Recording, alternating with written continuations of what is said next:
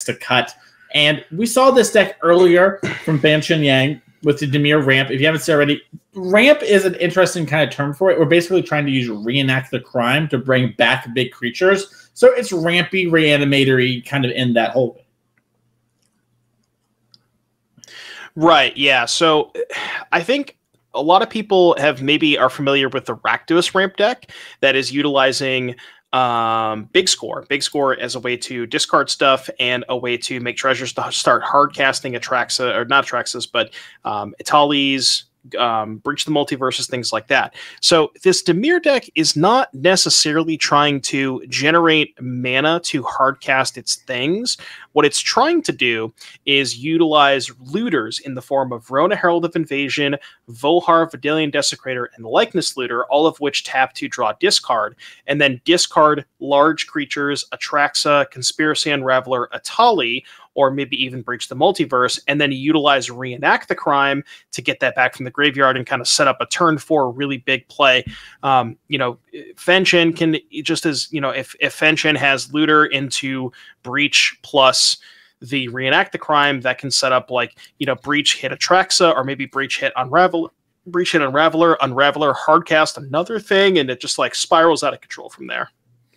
Yeah, we saw earlier, too, how we didn't even do anything like that, Devin, while you were getting lunch. Will and I watched this deck, and we just played a blue-black mid-range deck, We played some looters, and we played some kill spells, got some planeswalkers going, and then eventually played a big card. Now, turns out our big card was, an Atraxa, but it could have just been, even Alkazats, and probably would have won the game. So I'm really excited to see, can this Dimir deck play multiple roles and do the job it needs to against a deck like this, where Boros Convoke is a tough matchup theoretically. So we do see a Yotian Frontliner off a mountain to start the turn.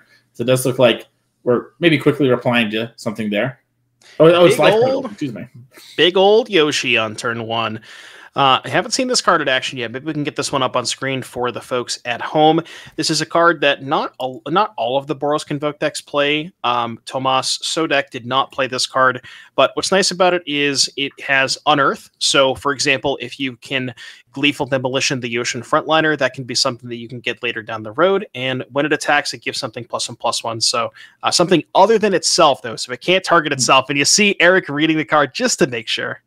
Yeah, and we're going to see Fanchen Yang play an Undercity Sewer on turn 1, and we've surveilled away a mountain, and then we're going to see a Sundown Pass into a Gleeful Demolition. And this is why you see some players play cards like Yotian Frontliner. It's because it also, increases your 1-drop count, but also your artifact count, so you have more Gleeful Demolition starts, which honestly are your best starts. Yeah, and one thing is that we've kind of talked about all weekend is sweepers. Now, some decks are able to play sweepers in the main deck. Sean Gallagher, Blue-White Control, has the lockdowns. As far as Fanchen is concerned, there are a couple of sweepers in the main deck here. 2 copies of Terror Tide. So this is a card that maybe not a lot of people have seen before. It's 2 black. It has Fathomless Descent, which says all creatures get -X until end of turn, where X is the number of permanent cards in your graveyard. Now, a lot of permanents in this deck: creatures, planeswalkers, artifacts, enchantments, lands. Actually, only 9 non-permanent cards. So that one frequently will, be able to get to 4 or 5 to be able to kill a Knight-Errant of Eos. Yep. And speaking of Knight-Errant of Eos, we're going to play one of those and get 2 Resolute Reinforcements, as we are going to shuffle up the deck here. One thing to note, too, Devin, is that, earlier in the day, when Yang was battling, it was closed deck list. And our top 8, because we are streaming it, this is open deck list, so both players get to see each other. So while Eric might not know all the tricks of the trade, he will know what cards are in Yang's deck.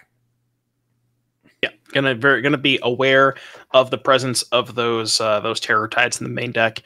And looks like we got a discard of Conspiracy Unraveler. Now, it's kind of a little bit strange, because with typical reanimation strategies, you would go, discard my thing, get my thing back a later turn down the road. But with Reenact the Crime only gets back something that was discarded or put into the graveyard that turn. So Reenact the Crime is not going to be able to target that Unraveler next turn. Yep. But this is where cards like Kaito, which was just cast and made the Ninja, come into play. Kaito, normally you attack with something, you draw, you kind of play a tempo game. Yang's playing it just as another looter that's hard to kill, because it does phase out the first turn it's played. as we do see an Imodane's Recruiter coming down. You know what's not hard to kill is Yang when you have this big of a board, as Eric is going to attack all in here.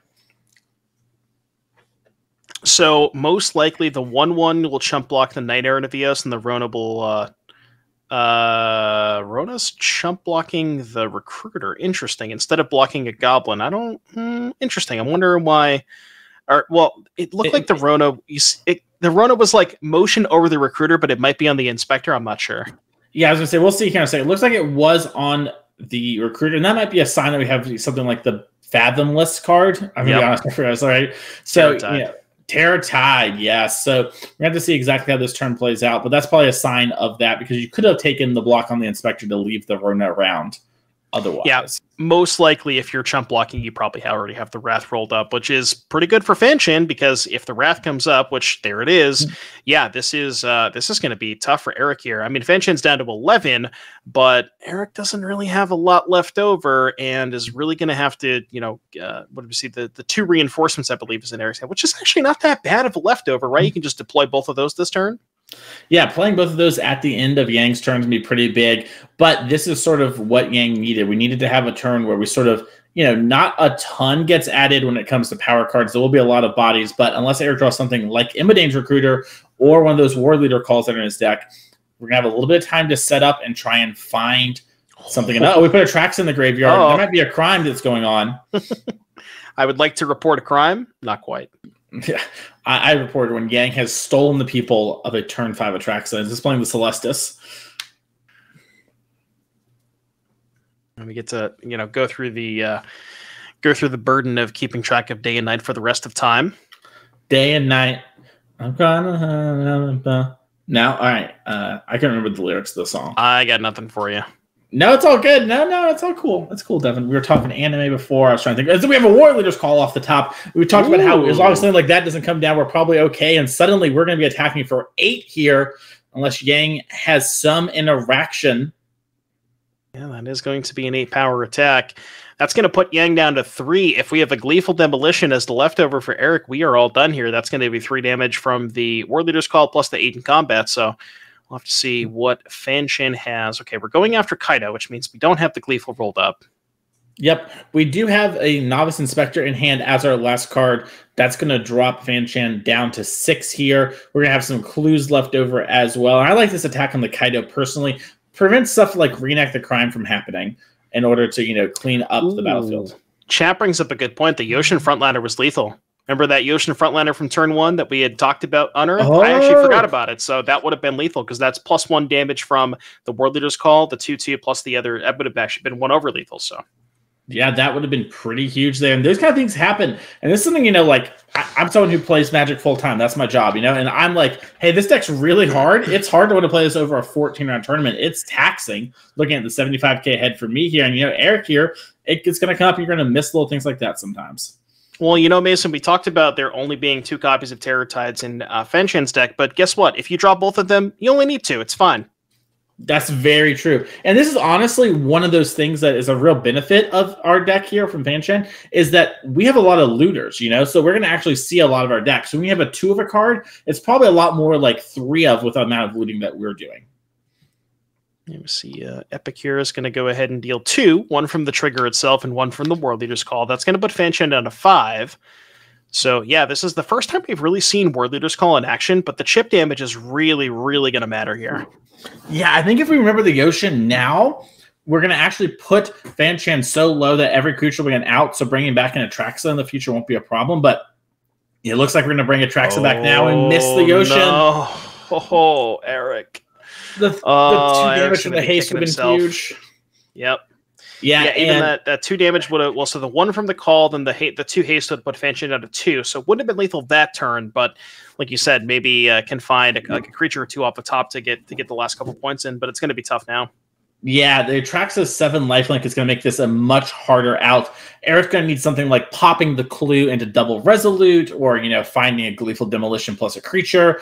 But for now, Fanchen is going to pick the cards. We're going to pick a Liliana the Veil as one of the first cards, a Reenact the Crime, and a Trax. And it looks like we're figuring out if we want a Scry land or an untap. Sorry, Surveil land or an untap land. Everything else going back. It looks like Virtue Persistence is also in here. Shipwreck Marsh was the land, going for an untapped one. Yeah, land creature, planeswalker, instant enchantment. It's 5. Little five-piece chicken nugget. Honestly, if I'm Yang, I'm trying to be nice. I'm just over here like, hey, you know what? I'll take the land call today. As we do see, the Virtue is going to kill that Novice and gain the extra 2 life. That's going to make it where, this Yotian Frontliner on the last turn, less of a big deal. Yeah, and now, honestly, the Gleeful Demolition, so if Fanchen was at 4, Gleeful could have been a lethal top deck, where you go Gleeful, put Fanchen to 1, reanimate the Yotian Frontliner that's lethal. But now with Fanchen at 6, no longer lethal. Yep. And I imagine that, we're going to see Eric here draw and try and battle it out. These are untimed rounds in the top 8. And when you are starting to lose to Atraxa, you lose very quickly. And the Convoke deck can really pull some crazy wins out of nowhere. So doesn't hurt too much, as we did draw a case of the Gateway Express. That's normally really good when you're trying to beat down, but not at its best here.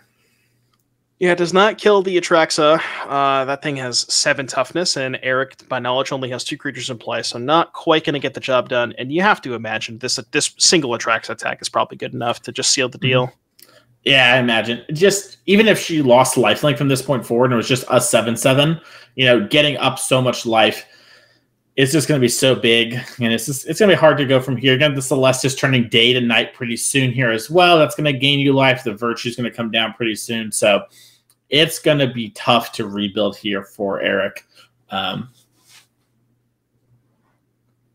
Liking this Looter, the play for Yang. One thing I always find really funny, Devin, is Magic players will say commander cards when something's bad, and then, Atraxa, pretty clearly a commander card. Very good. Makes you wonder.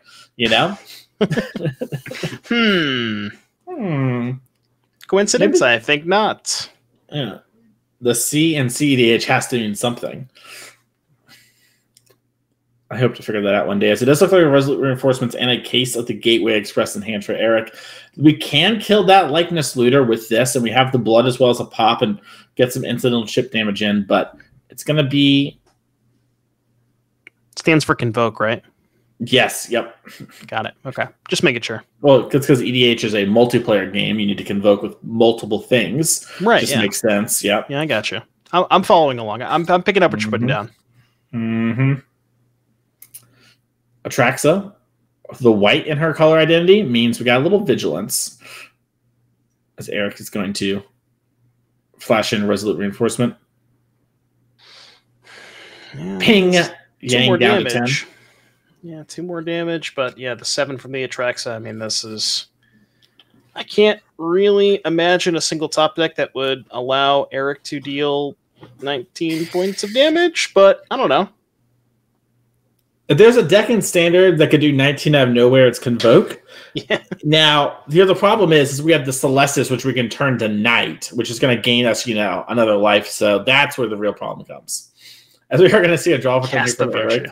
Yeah, and we're going to pick it on up there. That is a tough one there for Eric. But I think it shows that, this matchup is actually probably pretty close, right? At worst, because Yang had a lot of it and was able to win that game, barely. Let's look at Eric's sideboard and see what he can be bringing in here for games number 2 and 3. We have 4 Invasion of Gobakhan, 3 Destroy Evil, 3 Lithomantic Barrage, 3 Lantern Flare, and 2 Wedding Announcements. Devin, what do you like in the sideboard here and why? So from Eric's side of things, see, the invasions, I kind of think the invasions have to come in here because, so Eric knows that Yang's sweepers are mostly 4 mana, those Terror Tides. So not only can you get the Terror Tide, which makes it cost 6 mana, but also reenact the crime, right? Yang's deck is almost like trying to assemble A plus B, which is reenact the crime plus big thing. And if you can invasion the reenact the crime and make that a 6 mana play as opposed to 4 mana play, I like that a lot. And then probably needs to have something like Destroy Evil to be able to answer just a big thing on the battlefield. Like imagine that game if Eric was able to draw a Destroy Evil for the Atraxa, we're looking at a different game. So I think those 2 cards are probably coming in.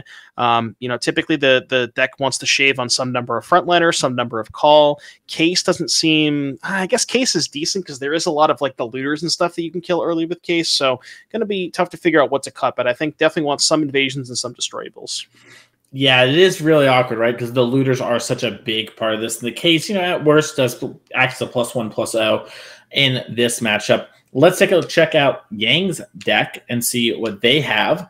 We have 3 Cut Down, 3 Duress, 2 Negate, 2 Glistening Deluge, 2 Jace the Perfected Mind, a Deadly Cover-Up, an Urtai Resurrected, and Pithing Needle. Devin, what do you like from here and why?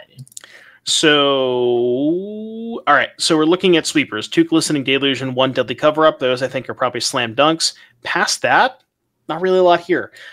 You could maybe consider something like Cut Down because it's able to answer the Wardens, but we've talked about multiple times today. Cut Down is really only good against exactly Warden. Doesn't trade that effectively with the rest of the creatures in the Boros Convoke deck. Duress, not really enough targets. Negate, same thing. Jace, way too expensive. Urtai, too expensive. Needle, no targets. So past the sweepers, maybe 1 or 2 Cut Downs. I don't think there's a lot here for Yang. Yeah, it looks like, we're going to have a little bit of a controlling ability post-board. But honestly, if we can just do our Reenact the Crime plan and put in the Atraxas, we're going to most likely win. Anyway, so I'm excited to see how Yang goes about playing game number 2 and 3. And speaking about going about playing, let's talk about our upcoming events because y'all at home might want to come out and play one of those. And we have a couple events already announced coming up for the rest of the year. First up, in April 20th and 21st in Minneapolis, we're going to have the 10K Modern Showdown on Saturday, and then Sunday, a 5K Legacy event. Our Showdown events are the ones that qualify for our PTQ 30K at the end of the year. You're going to show up to one of those. The players today are playing for that as well, and we know you Legacy players love to get out in games, so we're hoping to see a bunch of y'all on April 21st. After that, then we're going to go to Indianapolis on May 11th and 12th. We're going to have a 10K Modern Showdown on Saturday. And then Sunday, team event Showdown Standard, Modern, Pioneer.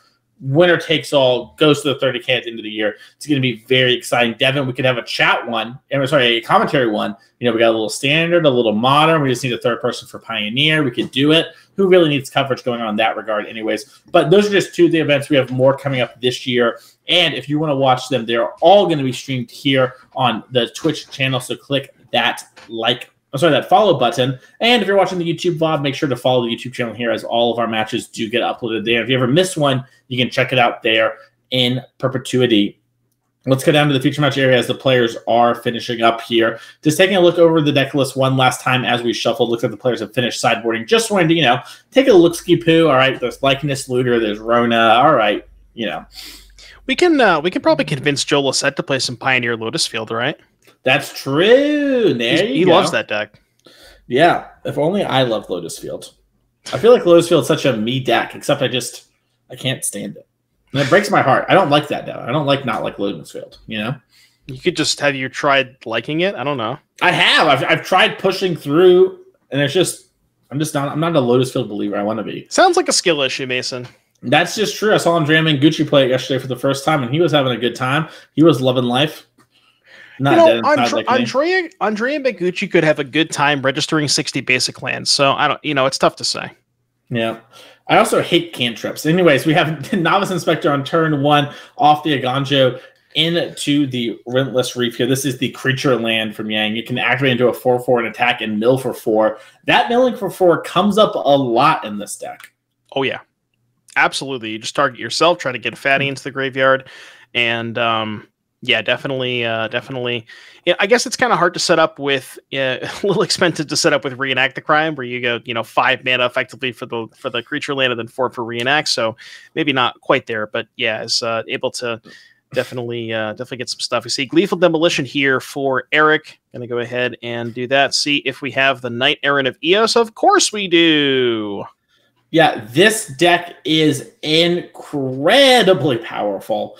And we're seeing it have those kind of draws here as we look at our top 4 cards. Looks like we're going to take a Voldaren Epicure and an Imodane's Recruiter. And this is why you want to play this Boros Convoke deck. We don't have a red mana yet. I can see Eric looking into the camera, longing for a mountain. We used the Mirrex this turn to generate that red. But once we find it, we're going to be attacking for a lot in the future turns. Mason, I don't know if you noticed that there, but Eric, after he resolved the Knight-Errant of Eos, did not shuffle the pile. Immediately put it on top of the deck and shuffle. So already learning. Bravo, Eric. Bravo. Yeah, that deserves a round of applause. Mm-hmm. Hey, you know what? Always improving. That is all right. And we do have the Sacred... the Pain Land, as we're going to see Imodane's and... Skill issue. Bong! Attack. Attack. You want to chump block this time, Fanchen? I don't know if you do. Listen, Fanchen, you're on the play. I mean, you're going to be on the play for game 3. That's where we're at. 4, 6, 9. Take 14. No big deal. Yep. And this is where, we talk about cards like Path to Peril become so important. But even if we had something like Path to Peril, we would lose our Rona, and there would still be a lot of power in play. I don't think the Novice Inspector dies. Yeah, I think Inspector should not be dead. Yeah, there might have been some confusion there. Probably should have blocked the Goblin. But I think it's going to be okay because Fanchen Yang was going to lose this game, I think, either way. But we're going to see. Well, because this is the deck that can do the impossible, right? Deluge or bust, right? If there is a Deluge that can clean up everything but the Knight-Errant, the Rhoda, you can either just take 4 and go to 2. Maybe the Rhoda chump blocks the Knight-Errant. But if there is a Deluge, we're playing some more Magic. If not, then we're not. So. Well, no, the Imodanes will live. So you're going to have a forced lethal attack. Yeah, right. And I think Eric has the Voldaren, so... I forget that Deluge is... Yep, okay. Yeah, this is why Deluge makes a lot of sense in Fancheng's deck because we have looters like this, and we want to be able to protect them and keep it one-sided, but there is awkwardness, when they're able to stick these Knight-Errant of Eos cards. Got it. And that's not even close. That's a Celestis. We're not quite there. We have the field reporter Nicole Dubin in the background and in Twitch chat saying Fanchen out loud probably should have blocked a Goblin. I think that is an actual point of feedback for yourself there, Fanchen, as we do see the Novice Inspector come on down. To be fair, it wouldn't have mattered. It would not have mattered. We're done here either way. Yeah. But. Rest in solace knowing that one would not have done anything. As Eric did have sort of his best draw, and as we come back to the booth here while these players shuffle up for game 3, this is why you play decks like this, right, Devin? The ability to have draws that just completely dominate your opponent while also being able to play those long games that we saw from Sodek in round number 8. That's a really strong place to be. I mean, that was a Pioneer deck, right? Like we talked about this earlier, that draw would beat most of the decks that people play in Pioneer right now. Lotus Field, not even close to beating that draw. Are you kidding me? And that's why the deck is super powerful. It's an extremely high variance, very high roll deck. If you open Gleeful Demolition 1-drop plus Knight-Errant, you're going to win most of the time. The mana, there's 2 problems, right? It's very inconsistent where you don't always have the payoff, and then the mana can be a little shaky at times. But when everything lines up like that, it just feels like you're playing a different format. I agree. I think one way that I kind of view it in my head, and I'm curious how you see this, is because of us needing the mana and like having to have payoff, you basically start every game at 6 because you kind of have to mulligan in order to like consistently have things come together. But your 6s do things like that so often that if you do hit the high roll, you're going to be doing well. And if you keep 7 cards and you're my Convoke opponent, I'm dying on the inside if I'm on the draw. I'm just like, it's Jover, like I wish I had a Spell Pierce, what's going on, but jokes aside, it is something that is like a really big part of this deck is that, it gets to mulligan, right? And I've played other card games. You've played other card games. You don't get to mulligan in all of them. And that is a real downside with this deck. You have to mulligan some of the time, but you also get to, and you have, 4-card hands that are pretty unbeatable, right? If we have that 1-drop, a land, the Gleeful, and the Convoker, even if we were behind a turn, that would still be so strong. So I think this deck is really one that's very impressive to me and has me very excited going into the 75K to see how players react. And, will there be a bunch of control? Will there be a bunch of sweepers? What sweepers will people play? It's a very exciting time. So confirm Mason playing Convoke then. I honestly, right now, I'd flip a coin between Convoke, and I'm willing to look at the blue-white control list, I think. Because I keep playing... no, we can't talk anymore. No, go to the match, Go to the match. Chill. Lockhorn Whale. I'll play 4 Lockhorn Whales. If I'm playing control, we're going to be able to win. That's all I'm saying. Devin, we're going to mulligan to 6 here for Eric. I'm just let you know, I only had 1 unintentional draw with Yorion during the 4-color era, and I stand by the judge should have gave me a match extension. I didn't get a time extension for a thing. And then I lost a turn 5 of turns could have presented lethal. But I do have 1 draw to my name. And I'll never get over that. 1 draw. It's your record is tarnished forever. It was my first draw in Comp Magic that wasn't intentional. Like at a big tournament. It was pretty impressive. Yeah, I play at a competitive pace. Anyways, I'll cry about that one later as Eric is going to mulligan to 6 here as Fanchen Yang does seem to have kept a 7-card hand, which probably means we have something like Reenact the Crime for a big thing on turn number 4. Or maybe something like a Glistening Deluge on turn 3. And just hope that buys us enough time. I think a lot of time that will do the job when you are on the play. Play draw dynamic is so big here in this matchup. Yeah, and one thing you mentioned about the Boros deck mulliganing, it actually mulligans pretty well because a lot of your cards just make 2 or 3 game objects, right? So like if you mulligan, if you're down, even if sometimes if you're down 2 cards, you go Thran Inspector into whatever, you know, you're still already up more material. You get that material back every single time you mulligan to one of these cards. So I would say it is a pretty, like the deck mulligans well. It really does. As we see Thran Portal into Novice Inspector with a Rona there from Fanchen Yang. Devin, the player I drew with, is in chat. It is ominous. As we do see a mountain and a passing the turn. Fanchen has cut down. Chat. Yeah, they said my bad on the draw. Oh, so it's got to be them. And you know what? That's my bad. I should have played quicker. As we do see a discarding here from Rona and a Undercity Sewer. Get a little Surveil action. I love the Surveil Lance in this deck because it sets up like some really insane high rolls on turn 5. Where you get to play it, bid into Traxa, and then reenact the crime. Very sick, as we do see Virtue Persistence here, taking down the Novice Inspector, gaining that 2 life. Kind of a slow start here from Eric. We have seen that this deck, doesn't have to have the Blazing Flash draws. It can sort of, slow and steady wins the race approach, but most of those people aren't putting a Traxa into play so early. So we're going to see how this plays out differently here, as Eric is going to play Sanguine Evangelist. Yeah, I mean, it's like, Eric's hand looks pretty good if Fanchen did have a Glistening Deluge or a Terratide, but, what if Fanchen just has, discards the Traxa, puts it into play next turn? Like, we're just done here, right? Yeah, we are. And Eric even has a strong hand with Destroy Evil, Gleeful Demolition, Warleader's Call, and the Knight. We're going to be able to battle for a bit here, but we do have the discard, and we do have the Celestis. He did it again. You can see Eric's like a sigh of relief there that happened. We are going to get to untap the Rona and pass the turn back. And I think Eric has a pretty strong hand, all things considered. Had we put the Atraxa in playing on the trigger, yes, the Destroy Evil probably would have killed it, but it would have bought a lot of time and got a lot of cards. Still, we have to see how Eric wants to play this, and this is the strength of the Convoke deck. You can rebuild a little bit normally, and present good pressure. And here, Eric's going to, play Warleader's Call, it looks like. Then, I think Gleeful put the opponent on a lot of pressure. I like this on a lot. The one kind of saving grace here for Eric is, well, I mean, I guess it doesn't mean a lot, but because Fanchen could just have a second Atraxa in hand. But that Atraxa, as we talked about earlier, there is timing restrictions on Reenact the Crime. So Reenact the Crime can only target something in the graveyard that was put there this turn. So the creatures that you see in Yang's graveyard, those are off limits for Reenact if Fanchen does find that 4th land. Mm-hmm. We do see the Gleeful get cast. That's going to trigger 3 times the Warleader's Call. We're going to do 3 damage to Yang down to 19, and we have a lot of creatures on board. We're seeing Eric decide, can I beat the Fathoms card? Looks like there's going to be a cut down happen on the Sanguine. That's going to give us a bat, get another point of damage there on Yang.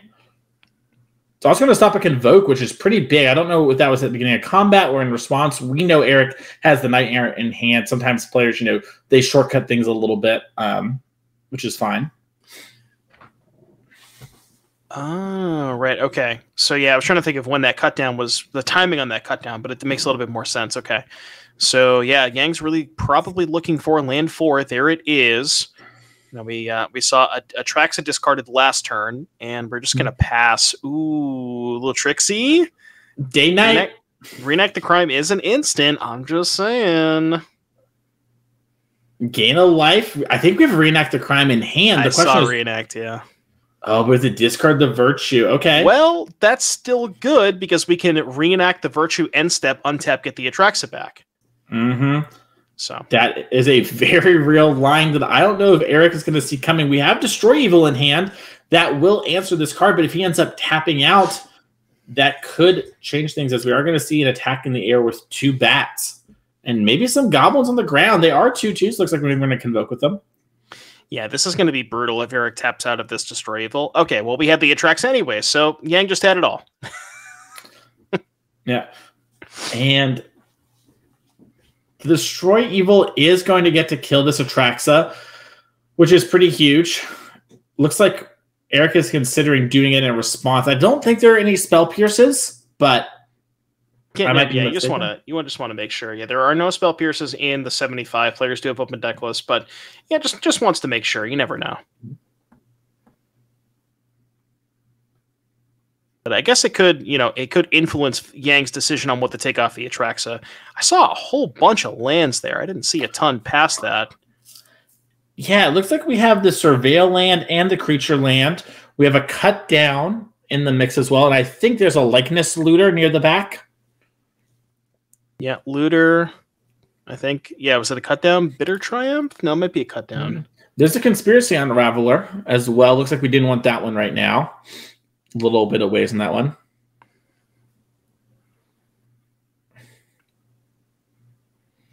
Did you know if you use Twitch Prime, Devin, you will not get ads?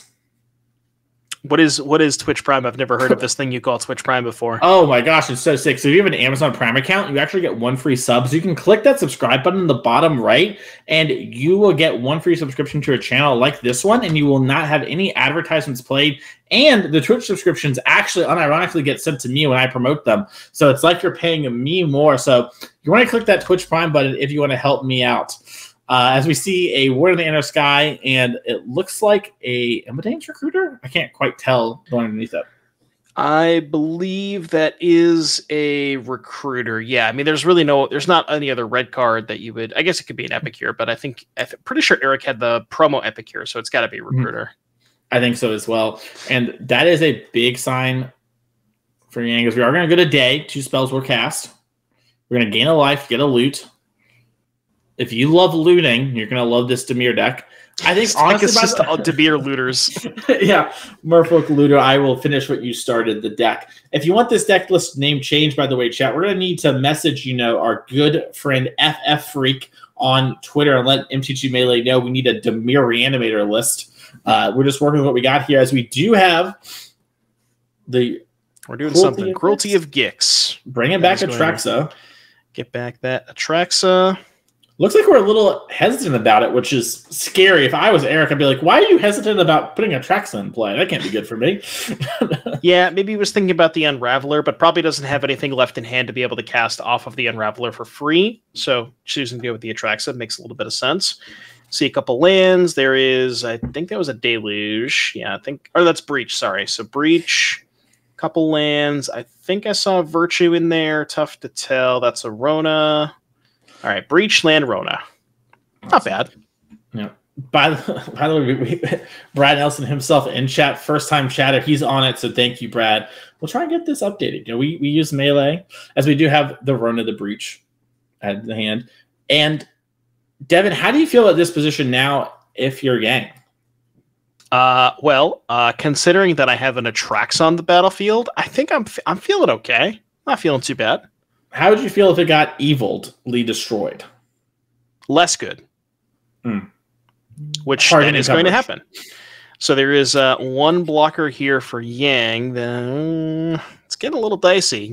We did kind of talk about this, where as long as Yang is able to get that one attack in with the Traxa, it feels like they're in a fine spot. But what happens when you don't get to attack? Or block, for that matter? Yeah, and it looks like we're going to have to block the Knight. There might be some amount of just confirming left totals before we loot as well. Looks like we just don't want to loot. We have all the cards we have in hand. As we are going to see Voldaren Epicure come down. That's going to do 1 from its ETB, 1 from the Warleader's Call. Drop Gang down to 5. Make a blood. Upstairs, baby. That is one of our Showdown winner tokens. When you win our Showdowns, you get those tokens as well. So that's a pretty exciting thing here. You know what's really unfortunate for Yang too? Resolve 2 Atraxa triggers did not find a single sweeper. It's very true. That's wild. Kind of unlucky. Just keeping it a buck, because doesn't Atraxa put them on bottom as well? It doesn't shuffle the deck. Yeah. So just went through 20 cards and couldn't find a single sweeper. Skill issue, I'd have to say, as we are going to see a Breach the Multiverse come on down here. 10 cards milled for both players. I can't imagine Eric's going to have anything better than like a Sanguine Evangelist for Yang to grab. I mean, that one's not bad, though. It's 2 bodies. That's 2 blockers. I've had that thing, Invasion of Gobakhan, my Sanguine Evangelist playing this deck a lot, as looks like Eric's taking a look too. Oh, my bad. Skittle, somebody in chat is saying that Yang decided to take Breach over the Sweeper with the last Atraxa trigger. So, okay. That's on us. I'll buy it. Taking the Unraveler this time, so that leads me to believe that there was probably something drawn for turn, because had the option to go for Unraveler the previous turn with the Cruelty of Gix, chose not to. Now that we're going for the Unraveler again, you got to assume that there's probably something else to cast in Yang's hand. Yeah, Conspiracy Unravelers are pretty cool. Well, let's pull it on screen real quick here. The long story short is you can discover Evidence 10, which is remove 10 mana value of cards in your graveyard in order to cast spells from your hand instead of paying their mana value. And it looks like, ooh, we have Reenact the Crime, which we're going to use to cast the Breach the Multiverse again. And we are going off, Devin. You know what I wonder, Mason? I wonder how close they are to just milling Eric out. I think so Eric got milled for 20, right? Yeah. It's turn, I would say, probably 9. You know, between like the drawing of the blood and the stuff, I bet you Eric has 20 cards. Oh my god, it's gonna kill! It's gonna give our stuff haste. No way! This might be game over. No way! That's gonna trigger. We have to resolve this Atraxa trigger first. Let's go. The Sanguine Evangelist can attack as well, which means Atraxa is gonna hit for 10. We talked about it. Oh my god. This is insane. We're getting Virtue into hand, and this is the power of decks like this from Fanchen Yang. It sometimes, you know, this doesn't quite work out like we saw in game number 2. They're a little fast. Other times you're doing things that no other deck in the format can do. As we are going to see a move to combat the here. Recruiter of my Atraxa has haste. I think it might be lethal in the air because Conspiracy Unraveler is a 6/6, I believe. Which means we're going to attack 7, for 13, 15. I think we did have lethal in the air, but we're only attacking with the Atraxa. Yeah, maybe there's something that we're missing. It might be that life totals are incorrect. That sometimes happens with us. You know, we accidentally mark down one more thing. If not, I'm sure, you know, situation. But also, honestly, Mason, I don't think it matters. I don't know if it does matter either, because we're also virtuing killing the bat. You know, down goes the Batman as we gain 2 more life. And we have to fight through all of this, and I just don't know if we can from Eric. I mean, Yang still has Yang still has 1,000 cards in graveyard too, so we're not done. We can just play our whole hand most likely. Oh yeah, you can cast cards not only from your hand with the Unraveler. Yeah, that's a weird one. I would have guessed it was only from hand, but yeah, it just says you may cast them. So now Virtue's in play. That's going to allow the Atraxa to come back if it does somehow die. We're just going to get both Virtue. in play. That's 2 virtues. Yeah. Well, now with the second Virtue, I'm feeling pretty good. Yeah. It was tough before that. Oh my goodness. And that, I believe, was the land for Eric. Very likely just going to go ahead and extend the hand here. I don't think, you know, we've seen Eric win some pretty crazy games here, but I'd be pretty impressed if he was able to beat this board. Yeah. You know what? Maybe we need to get this deck changed to Dimir Scam. You know, just because, wow, I have to feel like we stole that one a little bit. Obviously, you know, that was a play that, you know, Fanchen knew was possible and seemed to have tried to set up there, right? And it worked out. Yeah, that was impressive. Like we've seen Yang do a lot of, like, you know, turn 4, reenact the crime, get my Atraxa into play. Turn 4, reenact the crime, get my Unraveler in play. But that's the first time that we've really seen any like a breach chain, right? Like cast breach, hit something, hit Unraveler, another breach, keep going, breach again, breach again. And that was a sick turn. It was really cool, and that's a congratulations to Fanchen Yang there, and congratulations to Eric, still top 8ing. Very impressive and good run. A lot of people are going to be looking at that Boros Convoke deck list to get some ideas between them and Sodak. But we have more Magic going on with a little bit of an Esper Mirror going on our backup feature match here with Benjamin Ungar. So let's check that. He'll be on your right with Esper Mirror. It looks like he's picking up his cards. I don't know. It won, so. Yeah, this probably means we're going to a game number 3 here. Doesn't look like Tim's getting up here. But yeah, this looks to be number 3. And Ungar, one of our players we saw in our championship last year, is, you know, running it back. And the winner today is going to go to our end of the year championship, $30,000 per tour invite, and so much more on the line. And he might lock in his spot a little early this year, you know, kind of sweat it with the at-large bids last year. Yeah, for sure. Going back to the previous match real quick, chat is, you know, we're trying to figure out what would be, because we obviously want to get Brad in on this as well. What would be a good serial name to name that blue-black deck that we just watched?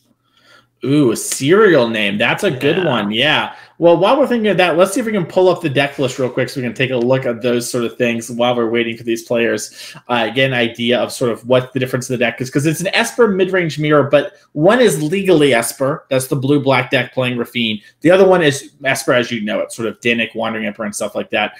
But yeah, those are the two decks going on here, and I think I like the side of being actual Esper, but I'm curious, Devin, you're the expert here. Who do you think is favored, blue-black, Splashing Rafine, or a Rafine proper deck? So I don't know if it's necessarily blue-black just Splash Rafine, because Benjamin also has Destroy Evils in the main deck. So we take a look at Benjamin's deck list. So there's the Rafines, the Destroy Evils. So I guess the big differences here is there are Shieldrids and Shieldrid, Preachers, Gixes, where Tim is more of like Wedding Announcement, Virtue, more interaction. I don't know. The more I kind of look at these two deck lists, I kind of think you're probably right. I'm actually kind of want to change my answer from earlier. I said that I like Ben in the matchup. I actually kind of like Tim a little bit more because I think that No More Lies, Go for the Throne line up better. Like those cards line up better versus Shieldred and Gix than Gix and Shieldred line up versus the Wedding Announcements and stuff, if that makes sense. That makes sense. Let's check out Tim's deck real quick here as we have Ungars on screen. Tim Hatch, like we said, was one of the Esper, and that was someone that you said, upon further look, you like it a bit more. And this is sort of, the deck that a lot of people are thinking of when they think of Esper. Is there any sort of technology you like here? Have you liked Cryptic Coat from these decks? Tim is, let me see if I can pull Tim's deck list. Tim, unfortunately for us, Tim does not have any copies of Code in the main. There is 2 in the sideboard. We haven't seen that card on camera really at all. So tough to say, it hasn't really, I haven't seen it on camera. It haven't impressed me, but I have cast that card a couple of times and it's been nice. What were you going to say, Mason? Oh, I've had that. Let's go down the feature match here as there was other mulligans. We talked about our blue-white earlier. We need a way to win with blue-white control, Devin. Ooh. What if Cryptic Coat is just Pack Rat circa 2024 and we play just 2 coats, just 2 little coats? If you're going to get me to play a blue-white control deck, you got to play 4 of them things. Yeah, but I would like to win, Devin. As we were going to have both players on a tap land starting the game off. We were going to see plays there from Tim Hatch. Somebody, I think it was somebody in Aspiring Spikes chat said that Cryptic Coat was just True Name Nemesis. Yeah. The card plays a lot like Pack Rat to me, as we do see a Deep Cavern Bat come onto the battlefield. We got cast, excuse me. Tim might have a response. Looks like we are going to put our Virtue on an adventure and make a 2/2 Knight.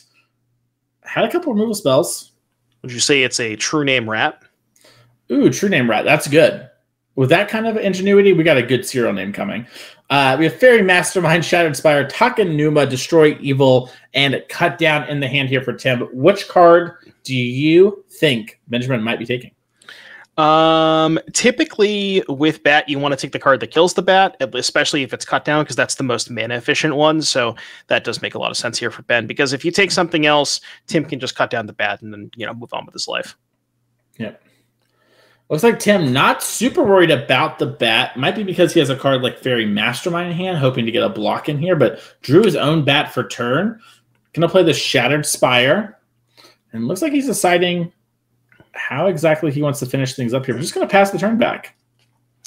Yeah, interesting for Tim choosing to not deploy his own Bat.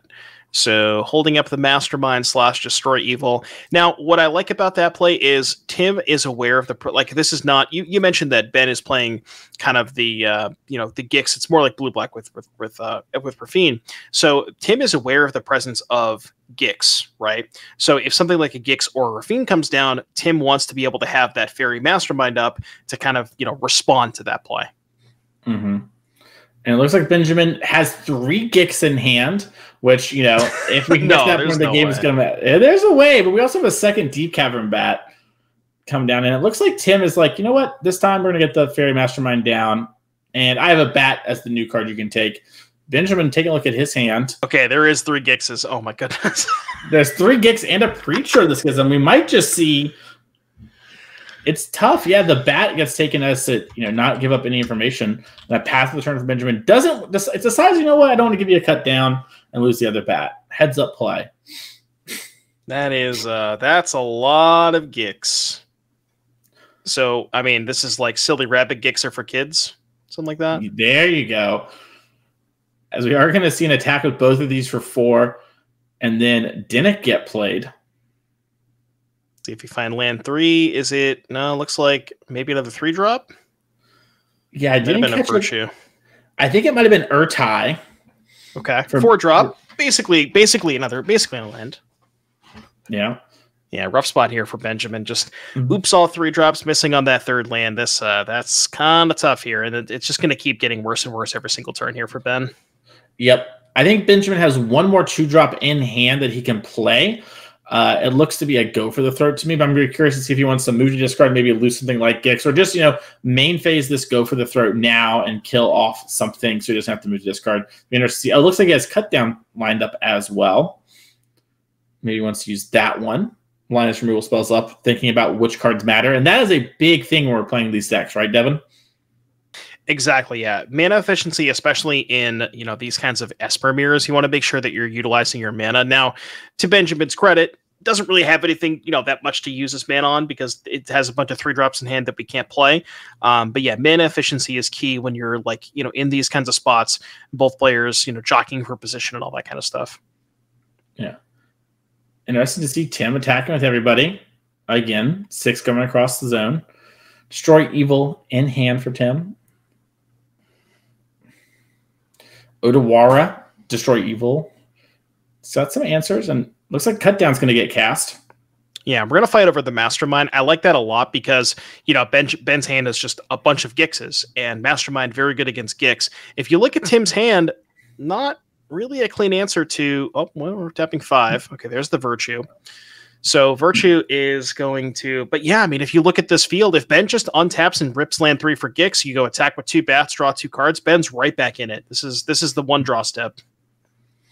Yep, and you hit Darkslick Shores. That's going to do it. So Benjamin Ungar has got to figure out, okay, we talked about when to slam the Gix and attack with both.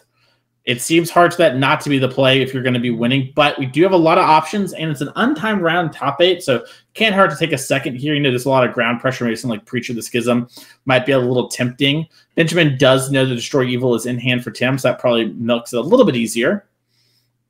Yeah, you can't really play Preacher here because if you play Preacher, you still have to attack for 2.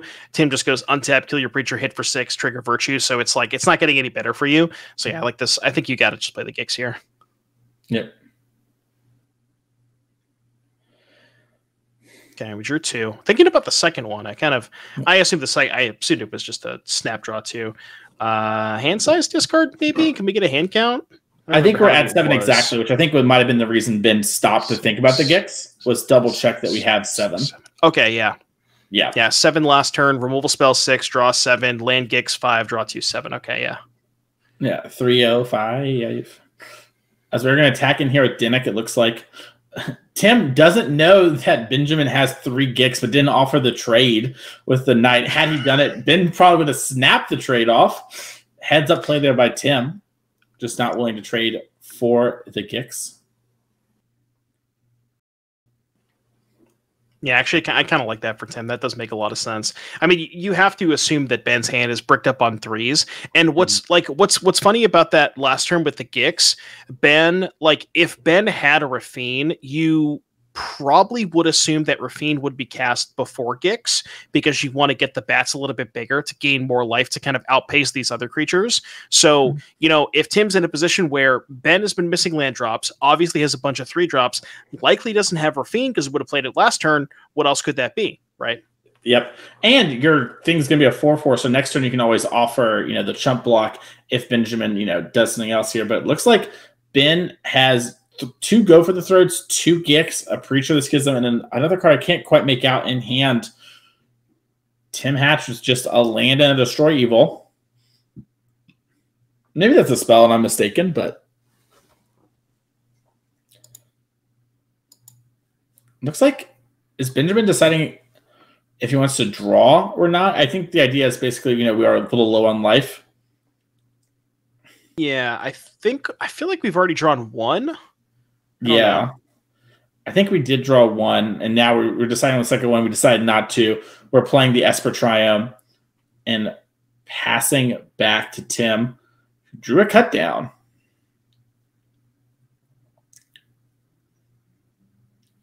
Yeah, Cutdown's not... I mean, actually, Cutdown's kind of crazy for Tim, because that just basically kills all of Ben's bats. You just cut down the bat that has the Cutdown, cut down the other bat, and then kind of go from there. Yeah. Benjamin's going to take 7 down to 11. Take 4 down to 7, excuse me, from 11. My brain broke for a second. So now all of a sudden, even if Rafine comes off the top, I guess Rafine wasn't a great draw anyways, because we know about the Destroy Evil, but yeah, this is going to be tough here. The House of Cards are going to come falling down. Yeah, Tim's probably just going to main phase this other cut down too, because I mean, Ben knows about it. Yeah, I mean, if you're Tim too, you know Urtai's a card that's in Ben's deck. You don't want to walk into that, and you just get your bat down, and it's just too clean. As we're all going to get a good view here of the hand with a go for the throat. 2 of those Gixes, a Dark Slick Shore, a Urtai, I think. Yep, and that is the hand. So I'm interested to see what Tim takes from this. Probably the go for the throat. I mean, I get the go for the throat and the Urtai both kill the bat to unlock to get the removal spell back. But if Urtai is cast on bat, that's Ben's entire turn, right? Mm-hmm. Yeah, love that. Just tie up their mana and give you a card right away, right? Yep. So, and that's happening too. The Dinnick is getting bigger and bigger and getting harder and harder to answer. So Tim must be thinking, dang, I'm a genius for not attacking earlier with that Knight. Yeah, he's a hand with 2 more Gixes. Yeah. He's like, I thought you had 1. That's pretty unlucky, bro. And Ben's like, yep. Anyways, I'll draw. As the turn gets started here.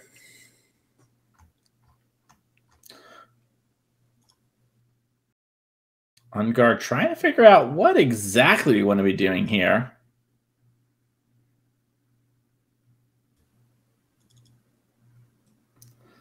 Looks like we're going to play the Dark Slick Shore for turn. Tim knew about that one. And it looks like we're trying to figure out, should we do this Urtai now? Do it in the upkeep? Should I play this Preacher or the Schism? You know, from where Ben's sitting, we once again know Destroy Evils in the opponent's hand. So if we play the Preacher, that's just going to die. Do I have to force it? Can I afford to lose that much time? The other question is, what do you even kill at this point? Like, do you go after the Dinnick and attack with Gix and hope to get another card that way? Do you go after the Bat, hope to go for the throat the Dinnick the next turn, but then you have to chump block the Dinnick this turn? It's not an enviable position here for Ben. Yeah, it's really tough. I mean, there's something to be said about just killing that Dinnick and then attacking in with your Gix and get your card. But if you do that, then the Dinnick is going to get flashback as a 3/2 flyer, most likely, because Tim has, a 2-mana spell. Yeah, I mean, honestly, if you do that, right, you go kill the Dinnick, hit for 3, you go to 6, then Tim just goes attack you for 2, you go to 4, play my flyer, get a counter on both flyers. Tim's almost presenting 2 lethal flyers the very next turn. Yeah. It kind of forces Benjamin into position of having to, maybe just kill this bat and then, take a block and then get to go for the throat.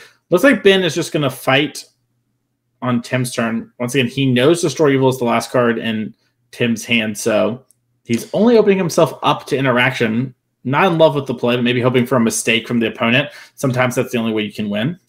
I almost think that if I'm at Ben's position, I kind of want to just go combat, kill the bat, chump block the Dinnick, and then next turn go for the throat the Dinnick and just kind of hope it works out from there.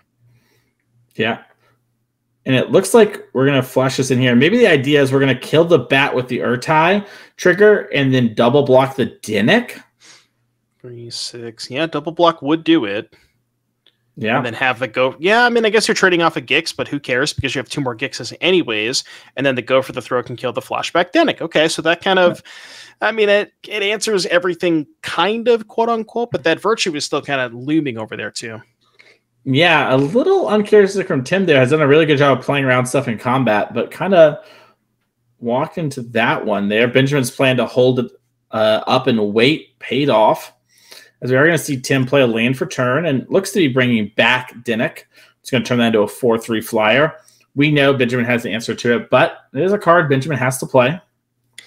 I mean, maybe Tim was just okay with the double block, which is, it's weird though. Or would you be okay with the double block? No, because you know that Ben has 2 more Gixes in hand. So you know that Ben's, that's almost a forced trade from Ben, right? But given the position he's in, can't just keep chump blocking and wants to utilize these extra Gixes anyways. Yeah, I think, Ben was secretly on like 3 cards in hand, and we've made it so he's back to 4 cards, right? We've unlocked a Gix. Yeah. I think that was just a moment where maybe Tim didn't fully appreciate that, and it's just maybe a little tired from gaming all day, because it seems like he was pretty heads about that stuff in all the other matches we watched, and it's really easy to just be like, oh yeah, this thing's huge, it's going to go fine, attack. But he might have a plan. I know that he has a Tidebinder in hand, so that's going to make things tricky for Ben. Yeah, normally you're pretty okay with your opponent kind of double blocking and trading that 2-for-1. But when it's unlocking an additional legendary copy of a card that you kind of know is there, it's maybe a bit of a more difficult decision. So we see the go for the throat's going to take care of the flashback Denick, and we'll have to see what Ben's follow-up is here is Gix. Nobody saw that one coming. Yep. Yeah, Tim had this Tidebinder, and we knew the Gix was probably going to come down. If it didn't, we destroy you on something else. I wonder if we were supposed to play the Tidebinder last turn just to get it up to, a 4-3, so that then this turn we can move a 5-4. But it's definitely an unenviable position to be in here for Tim, as he is just going to pass the turn back to Benjamin. So Tim's hand right now is what? Cut down, destroy evil, Tidebinder? I believe so.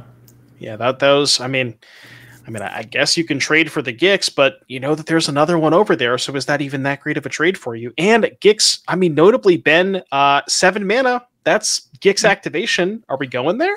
Well, if you try to trigger your Gix, which I think happens no matter what, you just Tidebinder it. Yeah, so that's going to turn off long term. Well, so Tim is Tidebindering to Gix draw. Ben can respond and activate the Gix now for 3. I don't know if you want to, but that is a line that is available to Ben. That is interesting. Benjamin, doing a little math. It's like, do you want to discard 3 spells to hit 3 random cards off Tim's deck? Maybe you want to discard 1, maybe 2, because you figure you can maybe convert your Destroy Evil into a random card. Maybe that's better. Tough to say.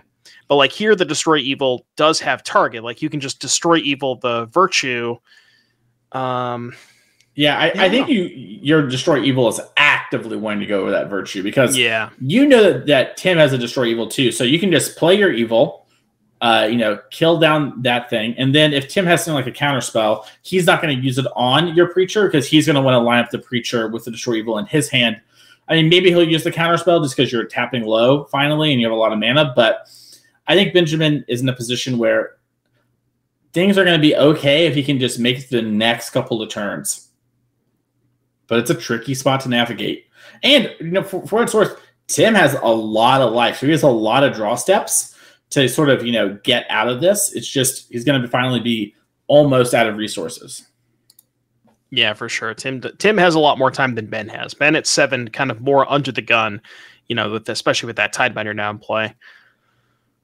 So it looks like Ben letting up some mana. We're going to go ahead and deploy the second Gix. So we're going to Legend Rule, keep the new one, and then hold up some mana for a Destroy Evil on the Virtue. Okay. And what's really good about this is you're not telling Tim that you have the Destroy Evil. So maybe if Tim doesn't know about it, Tim might just say, okay, I'm going to attack because I know that I'm just going to untap the Tidebinder, and then that could put Tim in a really awkward position, second main phase. Yeah. Looks like Tim's deciding, do I want to even trade this? Because now that we've drawn the second Tidebinder, we can just let the trigger happen. Ben might be thinking, oh, I can attack. And now, you get it. I know there was a bat from Tim not a few turns ago. I don't remember if Tim saw the Destroy Evil. I want to say Ben drew the Destroy Evil after the fact, but I can't remember. I don't know either, to be honest, exactly. I think Benjamin knows about the Destroy Evil from Tim. That's what was being said exactly. Oh no, I meant the Destroy Evil from Ben. Tim does not know about that. That's my mistake there. A lot of Destroy Evil and a lot of bats going on. Yeah. Too many bats. Okay, so now we see a Gix. Got Ben having 2 cards in hand. And I guess I would say was able to convert all 3 Gixes, even though the second Gix wasn't really converted per se, but it did sort of trade with a Tidebinder, kind of. Yeah. Well, traded with the Tidebinder activation, Tidebinder trigger, not the actual creature itself.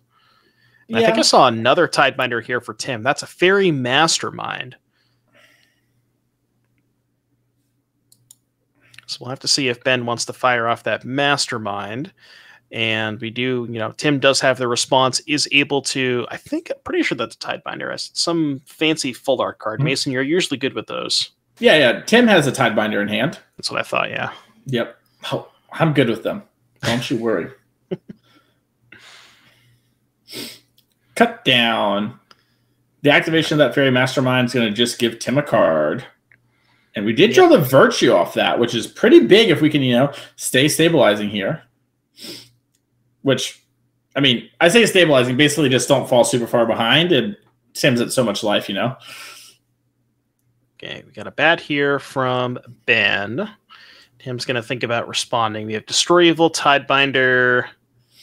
And we are going to Tidebinder the bat. We're willing... Oh, yeah, because we want to protect the Virtue, okay? Because if you let that go, Ben takes the Virtue, you don't have an answer for it, because the Destroy Evil can't kill the bat, so that does make a little bit of sense.